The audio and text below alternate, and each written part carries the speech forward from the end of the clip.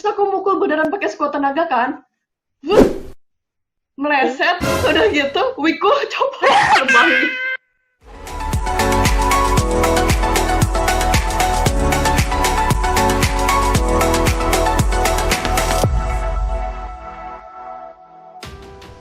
Teman-teman jangan lupa ya untuk like dan subscribe channel aku biar aku makin semangat nih bikin konten-kontennya. Thank you. Terus, lanjut. Wah ini. Menurut Puni, perkembangan cosplay di Indonesia itu gimana? Yang pasti tambah banyak sih orangnya. Yang pasti itu tambah banyaknya drastis banget cosplayer di Indonesia itu. Karena dulu pas zaman kita pertama kali cosplay itu cosplayer banyak sih sebenarnya banyak. Cuman kayak sekarang tuh kayak bisa mungkin berpuluh-puluh kali lipat kali ya jumlah cosplayernya gitu. Kayak makin banyak orang yang tahu cosplay itu apa, dan orang awam itu kalau bisa lihat orang cosplay udah tahu namanya tuh cosplay. Kalau dulu tuh mereka nggak tahu, jadi mereka nyebutnya badut gitu kan. Ya kan mereka nyebutnya dandan aneh, serem gitu. Jadi menurut aku tuh kayak suatu step yang bagus sekarang komunitas cosplay di Indonesia tuh dikenal sebagai memang komunitas cosplay. Tuh, jadi ya addressingnya udah bener gitu, addressingnya udah bener. Jadi Terus apa lagi ya? perkembangan ya jumlahnya. Terus apa lagi? Jumlahnya. Terus jadi kalau secara cosplay dari cosplaynya sendiri ya, itu kayak source untuk bikin kostum, untuk beli kostum dan lain-lain itu udah makin banyak dan gampang diaksesnya. Karena dulu tuh yang namanya wig juga rare banget. Bahkan waktu itu aku juga cosplay nggak pakai wig, tapi bener-bener potong rambut sendiri dari rambut sepinggang aku potong sampai sebrek gini, terus aku spray pakai Sasha gitu kan. Warnanya nggak dapet sih, cuman ya udah gitu. Apa boleh buat. Zaman dulu udah keren tahu Pun. Sasha itu udah keren. Keren banget ya. Apa ya, WC bau ya? Iya, bau spray rambut semua gitu. Dan zaman itu tuh ada beberapa cosplayer yang bikin wignya sendiri pakai benang. Wah, itu sih gila, itu salut banget sih, itu salut banget. Karena emang sebegitu kita belum dapat material-material yang kayak wig. Busa Ati juga dulu kayaknya aku lihat belum terlalu banyak gitu. Baru kayak pertengahan 2007 2008 ke atas kayaknya baru mulai banyak yang kayak pakai Eva foam gitu. Pakainya kain flanel. Kain flanel. Iya, sama kayak spons kecil gitu kayak buat kuping cobits gitu. Tapi yang masih skala kecil-kecil gitu. Jadi secara skill juga sekarang udah ini ya berkembang. Harusnya jauh lebih berkembang sih. Sekarang kan banyak tutorial, kayak Eco bikin tutorial gitu kan, gampang diakses, siapa aja bisa akses gitu. Semoga berguna ya. Pasti berguna, pasti berguna. Kemarin gue baru buat tutorial Wigzen itu tuh di belakang tuh.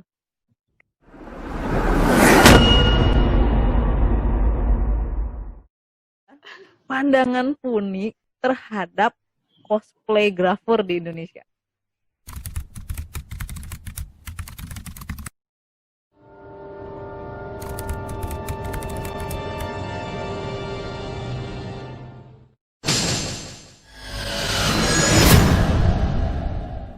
Cosplay grafur itu dalam artian memang cosplaynya yang seninya lebih ke arah seksi ya. Tapi tetap seni ya, bukan kayak cuman sekedar nude gitu kan. Ya, lu tahu kan? Anggap aja topiknya itu ya. Ya, lu berarti di sini lu harus membedakan antara yang seni dan yang tidak, berarti kan? Gravure itu sebenarnya nggak dimulai dari cosplay gitu. Gravure itu jauh sebelum cosplay udah ada gitu. Tapi memang cosplay itu kan menambahkan suatu perkembangan di dunia gravure gitu. Kalau kita ngomongin di dunia gravure ya berarti ya kayak dari yang konsep casual terus mungkin dengan konsep lain, sekarang mereka ada konsep baru yaitu konsep cosplay gravure gitu kan. Nah, tapi yang kalau menurut aku pribadi gravure itu nggak masalah karena itu memang mereka ada komunitas sendiri dan memang itu seni gitu kan. Itu memang seni. Bukan yang kayak memang tujuannya porn gitu, enggak gitu, memang seni. Nah, tapi kalau misalnya orang mengira cosplay itu harus gravure, nah itu menurut aku yang kayaknya mesti dibenerin mindsetnya gitu. karena kembali lagi pasti ke exposure-nya, Cow. Karena kalau kita ngomong faktanya, sex sells gitu kan. Seks itu menjual gitu. Hmm. Kita nggak bisa tutupin itu karena memang ada industri itu dan itu sangat menjual. Apalagi terutama kalau kita lihat tuh kayak di negara kita sendiri pun itu cukup lumrah gitu. Kayak orang-orang tuh punya tendensi untuk nyari sesuatu yang berbau seksual. Mau nggak mau kita akuin itu terjadi gitu, faktanya begitu. Nah, karena dari komunitas grafir itu mengadopsi cosplay ke dalam grafir, maka otomatis audiens grafir yang tahunya cuma grafir dan begitu melihat cosplay grafir, mereka yang sebelumnya nggak tahu cosplay itu bukan ke arah situ, jadi berpikirnya taunya itu, cow. Jadi kayak anak bayi diajarin dari kecil A B C D E, kayak mereka di komunitas grafir yang nggak tahu cosplay, begitu dikenalin grafir mereka taunya cosplay itu grafir gitu. Menurut pemahaman aku sih kayak gitu. Kayak aku sih kayak kalau ngeliat grafir ya udah gitu, kayak kalau bagus ya bagus, kalau misalnya terlalu ke pon ya berarti bukan bukan grafir banget kan.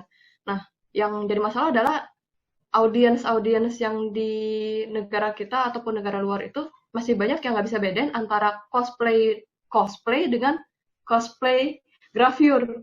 Itu sih. Pendapat lo itu menurut gue ya hanya bisa ditangkep sama yang mengerti.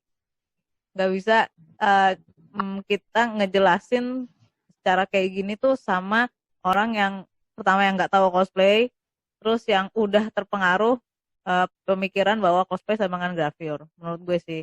Dan nah dari Puni ada ini nggak kepengenan nggak itu gimana biar cosplay itu nggak selalu disamakan dengan grafir, karena banyak sekali orang awam udah pasti yang menganggap sekarang cosplay itu negatif karena pornografi.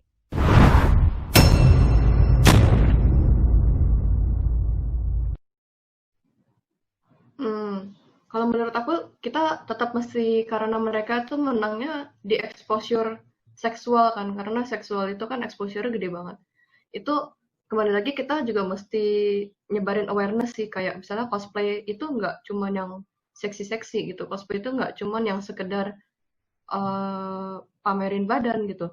Ada yang ditunjukkan dari cosplay, yaitu kayak kita penjiwaan karakter, terus gitu dengan keakurasian dengan karakternya, apakah kita bisa bawa karakternya dari 2 dimensi menuju kayak dunia kita 3 dimensi secara baik gitu. Kayak banyak banget aspek yang bisa dilihat selain kayak yang kayak cuman jual badan gitu loh.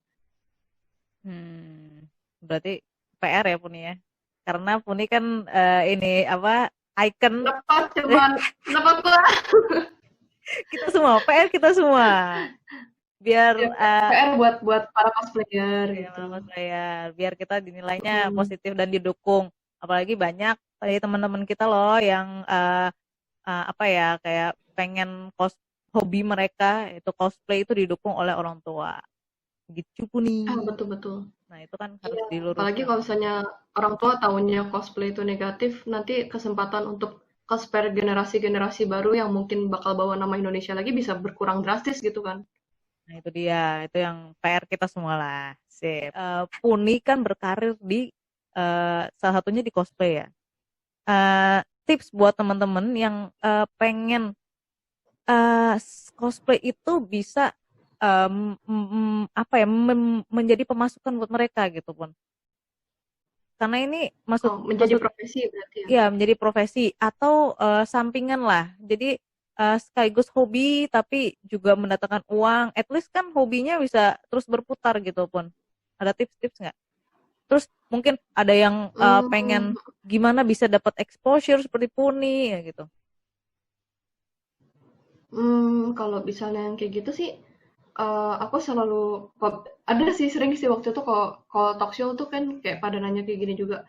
Itu tuh lebih ke arah kayak itu berarti kita ngomonginnya bisnis ya, kalau misalnya suksesnya definisinya adalah untuk sebagai profesi gitu atau pendapatan. Itu kalau misalnya kita punya value yang bisa dijual dan ada yang membutuhkan value itu, pasti ada bisnis yang terjadi gitu. Kayak misalnya kalau sebagai influencer, Oke. Enggak, tapi maksudnya ya kayak misalnya sebagai influencer yang kita sediakan value kita adalah kita bisa membawa audiens, kita bisa menyebarkan awareness untuk audiens kita gitu. Dan kalau misalnya ada suatu company atau brand yang butuh orang-orang untuk tahu brand dia, mereka akan menggunakan jasa influencer karena value yang dicari dari influencer itu adalah audiensnya gitu. Hmm. Nah, kalau misalnya cosplayer, ada banyak sih sebenarnya value-nya aku lihat kayak kostum maker pun juga ada value-nya sendiri. Kayak company pasti nyari kostum maker untuk bikin kostum official dari company-nya, dari karakter gamenya kah, atau dari karakter filmnya kah. Nah, kemudian juga ada cosplayer performer, dan itu value-nya berarti mereka bisa diundang untuk menjadikan membuat suatu performance di event company tersebut gitu. Kayak banyak banyak banget gitu. Wig stylist pun juga sama gitu. Mereka juga punya value gitu bagi company-company yang butuh kayak, oh ini karakterku rambutnya terbang gitu kan, gimana bikinnya kan nggak mungkin ada yang jual gitu. Ini Oke. itu wig stylist di situ turut andil gitu gitu loh. Kalau Puni kan lebih ke arah influencer ya. Banyak yang Mm. juga penasaran nih, gimana sih maksudnya Puni bisa menjadi influencer, maksudnya tips-tipsnya apa gitu. Kan ya untuk menjadi influencer itu tidak mudah loh Pun. Itu ada tips-tipsnya nggak? Tipsnya sih kayak fokus sama yang kita suka dulu. Gitu. Kenapa harus begitu ya Cal mukanya? Gue kan penasaran juga Pun, ting ting ting. Kenapa gitu? Kenapa gitu? Intinya sih kalau misalnya sebagai influencer ya, sebenarnya aku influencer yang cukup bisa dibilang cukup lambat pertumbuhannya karena aku mulai tuh dari 2000 sekitar 2013-an ke atas gitu kan. Dan kayak baru sampai saat ini tuh baru sampai di followers 300.000 itu menurut aku lambat karena banyak banyak influencer sekarang yang kayak dalam 1 tahun pun bisa langsung dapat 300.000 gitu. Jadi kalau versi aku yang menjalaninya secara long term atau jangka panjang itu kayak sebisa mungkin kita harus konsisten.